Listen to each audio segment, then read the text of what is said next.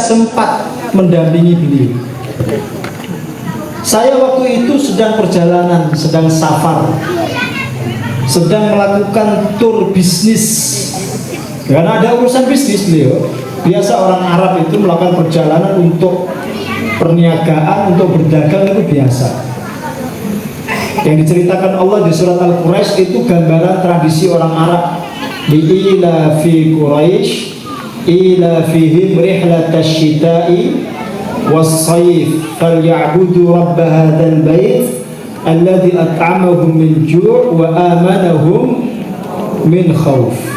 Niku cerita tentang orang Quraisy yang senang berdagang. Saat seperti itu, saya ketika ibu saya meninggal, saya sedang perjalanan keluar Mekah, keluar kota. Saya gak menangi, gak mendampingi ibu. Bolehkah saya sedekah atas nama ibu? Kira-kira boleh betul? Boleh betul? Boleh. Jenengan pun persis kados Kanjeng Nabi. Kanjeng Nabi dawuh boleh. Artinya sedekah anak atas nama orang tua niku sah. Pahalanya sampai, amalnya makbul. Anaknya dapat pahala, orang tuanya pun insya Allah dapat pahala. Maka tidak sedikit contoh orang tua meninggal, anaknya bangun masjid di atas namakan orang tuanya. Jadi amal jariah untuk anak dan orang tuanya itu.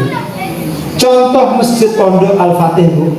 Pondok kami niku wakafnya Pak Budi Wibowo, wakafnya istri beliau Bu Maida, kepala MI Gading, untuk orang tuanya Pak Haji Wikyo Sudarto, diwakafkan untuk pondok atas nama orang tuanya. Dulu awal bangun itu sepi, belantara gitu saya tadi. Saat ini rame kali santri, ratusan santri tiap hari ngaji, sholat, belajar temeriku. Amal jariah betul itu. Sampai pahalanya kepada orang tuanya insya Allah. Maka anak harus paham bab itu.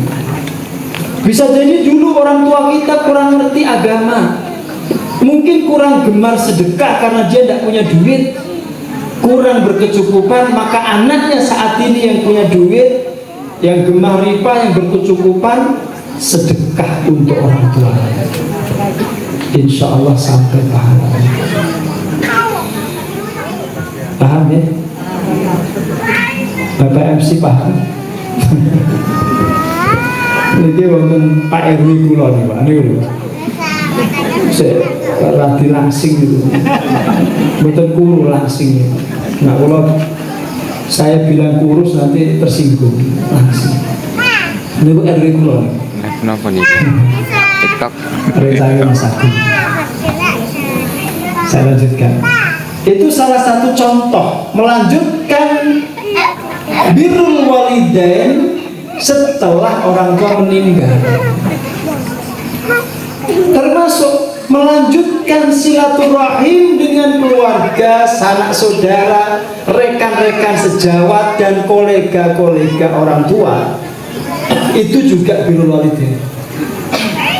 Jangan sampai setelah orang tua meninggal kerabatnya terputus, hubungan dengan saudaranya terputus, hubungan dengan koleganya terputus, dengan teman-teman sejawatnya terputus, yang melanjutkan anaknya. Maka termasuk kewajiban orang tua mengenalkan saudara-saudaranya, mengenalkan teman-temannya, mengenalkan kerabatnya. Pernah ada kejadian, Bu, anak SMA tabrakan. Tabrakan itu malah gelut. Ya, karena gak ada yang mau ngalah, pukul-pukulan, didamaikan oleh warga, terus diteleponkan orang tuanya. Bapaknya sama-sama datang, ternyata niku sepupu. Kok sampai sepupu tidak kenal sepupu? Niku sing salah sinten? Nah arti ratu dijak dolan. Mboten nanti diajak silaturahim itu berarti tidak ada pertemuan terah keluarga. Niku sing sangat yang sepuh. Kalau nggak sampai kenal saudara, yang sangat yang saudara, maka kudu dikenal. Termasuk agar tidak menikahi saudara sendiri. Kalau menikahi yang jauh, biar anaknya sehat-sehat. Wong Klaten untuk wong Papua. Nggih. Tiang Klaten kawin karo tiang Sudan. Sing ado-ado Bu ben anake giras. Sehat. Guru saya, dosen saya menikah sama sepupunya, nun sewu. Anaknya niku lemes dan ada yang jantungnya bocor, ada yang paru-parunya gagal. Nggih, karena terlalu dekat darahnya niku. Maka jangan sampai, meskipun mungkin secara syariat diperbolehkan, tapi secara medis kurang sehat. Namun leres nih gue kula niku, nikah untuk Gunung Kidul Bu. Kidul mulai nyeloro kidul nih kok. Bojone nih kok masih keturunannya nyeloro kidul. Pak Eri kula Mas Taman nih, bojone mro tebih Gunung Kidul tebih. Niku contoh birrul walidain setelah orang tua meninggal. Termasuk mendoakan. Kita kumpul malam ini diminta oleh Sohibul Bait mendoakan ibunda. Ibu sinten? Bu Subaidah. Bin sinten? Binti. Binti bukan bin. Binti Mutakhir. Kita diminta, intinya kita diminta untuk mendoakan beliau, mudah-mudahan beliau husnul khatimah, mendapatkan tempat terbaik di sisi Allah Subhanahu wa taala. Amin ya rabbal. Nabi nanti cerita. Ceritanya Nabi ini kok leres napa mboten? Mesti bener. Maka diceritakan kejenengan, saya ceritakan kejenengan ini untuk menjadi inspirasi, menjadi contoh agar jenengan tidak lupa mendoakan orang tua. Ada seorang ayah bertanya keheranan kepada Allah. Ya Allah, apakah pantas hambamu ini mendapatkan posisi semulia ini? Apakah pantas hamba ya Allah yang kurang amalnya, yang malas ibadahnya, yang bukan siapa-siapa tapi di tempat semulia ini? Kata Allah, pantas saja. Apa amal saya yang menjadikan saya seperti ini ya Allah? Bukan karena amalmu, kata Allah. Lantas karena siapa ya Allah? Allah mengatakan karena istighfar anakmu untukmu, karena doa anak-anakmu untukmu, maka kamu ditempatkan di posisi ini. Apa doa anak yang dimaksud itu? Rabbighfirli wali walidayya warhamhuma kama rabbayani shaghira. Ya Allah, ampunilah dosaku dan dosa kedua orang tuaku. Rahmati mereka berdua, sayangi mereka berdua sebagaimana mereka telah menyayangiku di waktu kecil. Jadi kan dikumpulkan malam ini oleh Allah lewat Sohibul Bait untuk kembali diingatkan kewajiban itu.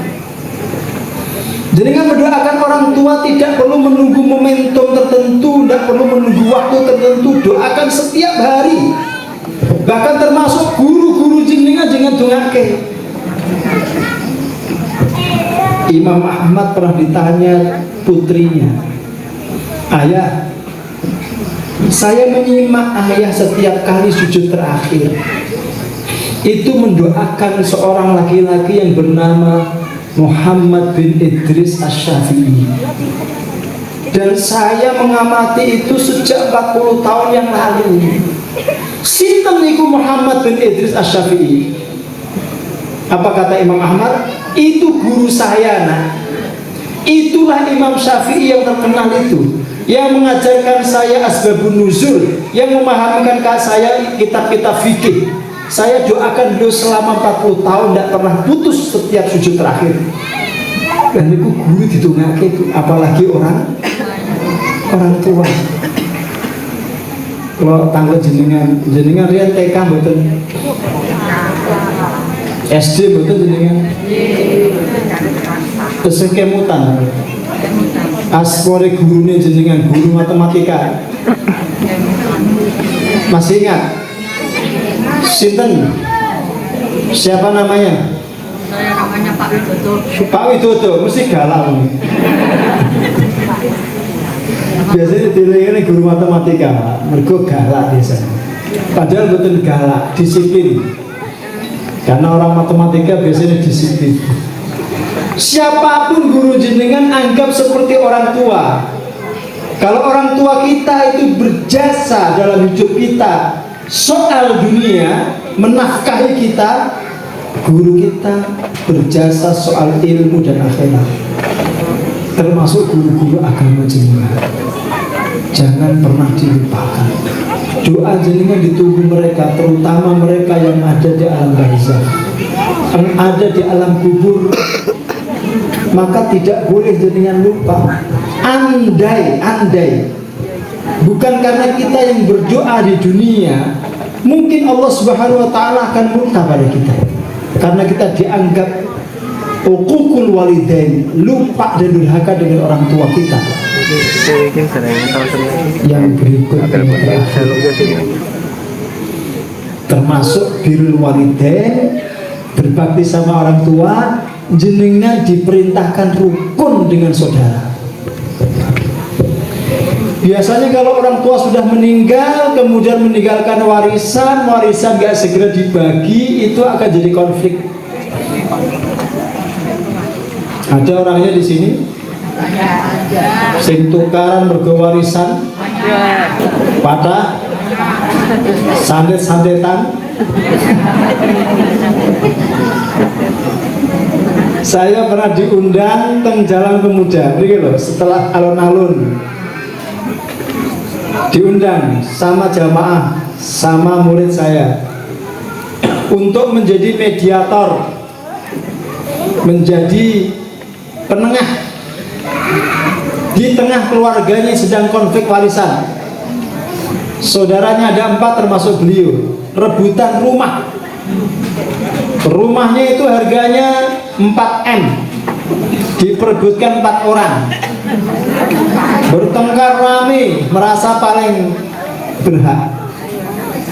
Terus saya tanya, jenengan ini kan pun sukses sedanten, pun sugih sedanten, pun gada harta sedanten, kok rumah seperti ini saja kok menjadikan jenengan bertengkar itu jenengan kebangetan lek kemaruk dunia. Niku kebangetan jenengan itu. Ndak paham kalau saudara itu lebih mahal daripada harta. Persaudaraan itu lebih mahal daripada warisan. Lebih baik jenengan kehilangan harta warisan daripada kehilangan saudara. Lurus betul?